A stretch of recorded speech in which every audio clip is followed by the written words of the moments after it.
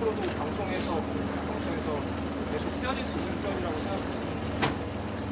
저는 사실 제가 어제 원래 무슨 발언인지는 인터넷을 통해서 확인하신 분들이 많을 겁니다. 그런데 그 발언을 사실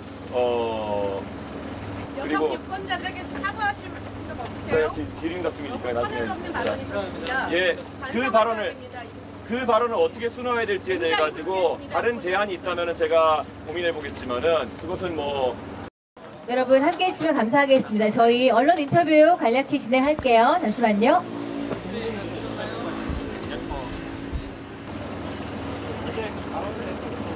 네. 순화하셔서 표현하고 사셨다고 했는데 그 표현이 앞으로도 방송에서 계속 쓰여질 수 있는 표현이라고 생각하십니까?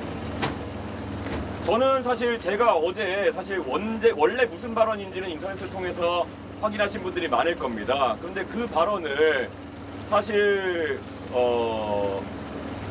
성기와 젓가락 외에 제가 어떻게 순화해서 표현해야 될지를 저는 솔직히 알지 못합니다. 여성 유권자들에게 사과하실 생각 제가 없으세요? 질의응답 중이니까 나중에 발언이십니다. 예, 그 발언을 어떻게 순화해야 될지에 대해 가지고 다른 제안이 있다면 제가 고민해 보겠지만은 그것은 실제로 그 발언을 제가 그대로 옮겨서 전하는 것이기 때문에 그것은 뭐 다른 방법이 없다 이렇게 생각합니다. 그 소위 사례를 들어서 얘기를 하신 건데 굳이 그 사례를 찍어서 후보에게 검증하고자 하는 의도가 어떤 거예요? 왜냐하면 저는 이렇게 생각합니다. 선거 때마다 굉장히 다양한 후보자 가족에 대한 검증이 이루어져 왔습니다. 지난 선거 때는 분리 문제 같은 것들 다들 기억하실 겁니다. 그리고 지금 이재명 후보 같은 경우에는 사실 지난 선거에서 이 아드님에 대한 검증이 상당히 이루어졌습니다. 그런데 그때도 이재명 후보가 해명을 제대로 안 한 부분이 있다. 전 이렇게 보고요.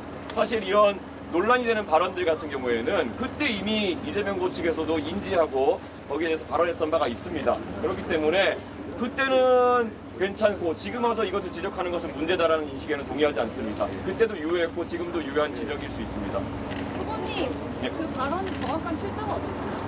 그 발언의 정확한 출처는 해당 도박 사이트라고 이제 이재명 후보 측에서 과거 2021년에 이야기했던 그것의 캡처 사진입니다.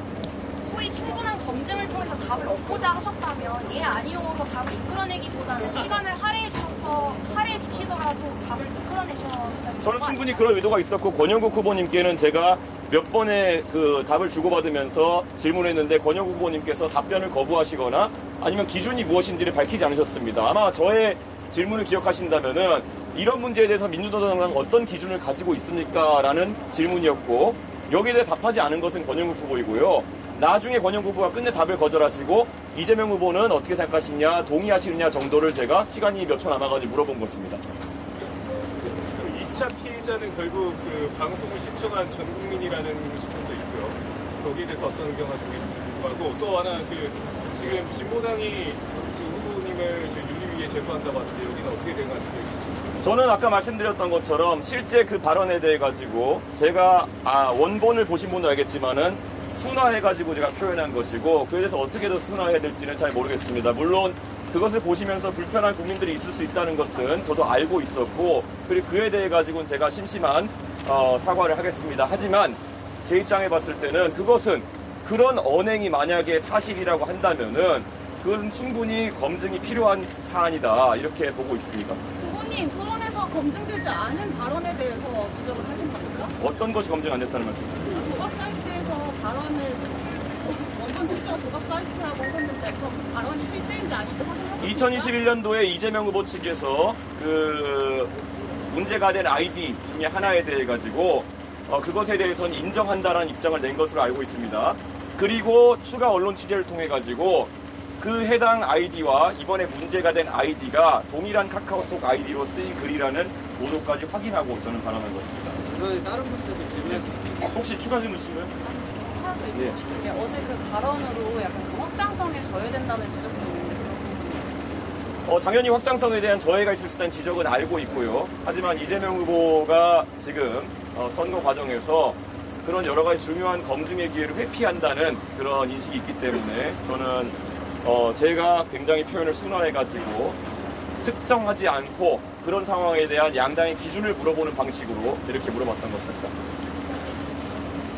후보 방금 말씀하신 발언이 이제 이재명 후보의 가족을 더 검증하는 발언이었나요?